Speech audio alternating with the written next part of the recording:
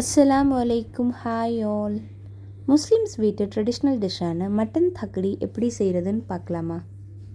தக்கடினா என்னென்னு யோசிக்கிறீங்களா? கொழுக்கட்டையை மட்டன் குழம்புல வேக வச்சு எடுக்கிறது தான் தக்கடி.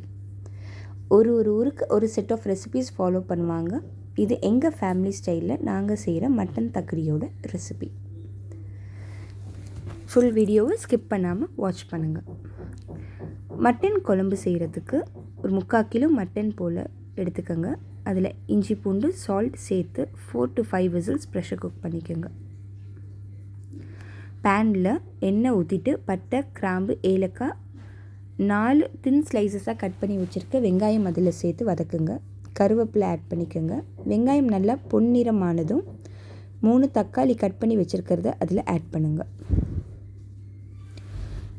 2 ஸ்பூன் இஞ்சி பூண்டு பேஸ்ட் ஆட் பண்ணி இஞ்சி பூண்டோட ரா ஸ்மெல் போகிற வரைக்கும் வதக்குங்க.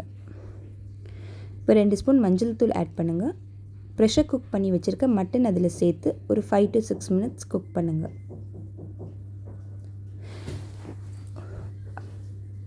ஒரு 6 ஸ்பூன் குழம்பு மிளகாத்தூள் ஆட் பண்ணுங்கள். தேவையான அளவு உப்பு சேர்த்துட்டு உங்களுக்கு எவ்வளவு கிரேவி வேணுமோ அவ்வளவு தண்ணி அதில் ஆட் பண்ணிக்கோங்க. உங்கள் மசாலாஸோட ரா ஸ்மெல் போகிற வரைக்கும் இந்த குழம்பு நல்லா கொதிக்கட்டும். கொழுக்கட்டை செய்கிறதுக்கு 1 கிலோ வறுத்த அரிசி மாவு எடுத்துக்கோங்க. தேவையான அளவு உப்பு ஆட் பண்ணிக்கோங்க. திருவன தேங்காய் ஒரு 4 கப் போல் நாங்கள் எடுத்துருக்குறோம். ஃபைனாக சாப் பண்ண 8 வெங்காயம், பச்சை மிளகாய், கருவேப்பிலை அதில் சேர்த்து மிக்ஸ் பண்ணுங்கள். குழம்பு நல்லா கொதித்ததும் அதை இந்த அரிசி மாவில் ஊற்றி நல்லா மிக்ஸ் பண்ணிக்கோங்க. உங்களோட அரிசி மாவில் இந்த குழம்பு எல்லா சைட்லேயும் படுற மாதிரி மிக்ஸ் பண்ணுங்கள். ஓரளவு அந்த சூடு தணிஞ்சதும் நீங்கள் கையிலேயே மிக்ஸ் பண்ணலாம். இப்போது நீங்கள் கொழுக்கட்டையை பிடிச்சிங்கன்னா அது நீங்கள் பிடிக்கிற ஷேப்பை ஹோல்ட் பண்ணணும். அதுதான் கரெக்டான பதம்.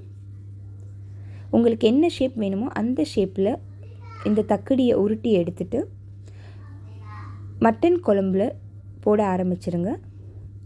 ஃப்ளேம் லோவில் வச்சு இந்த பால்ஸ் எல்லாம் அதில் ஆட் பண்ணிவிட்டு ஒரு 20 மினிட்ஸ் லோ டு மீடியம் ஃப்ளேமில் வச்சு குக் பண்ணுங்கள்.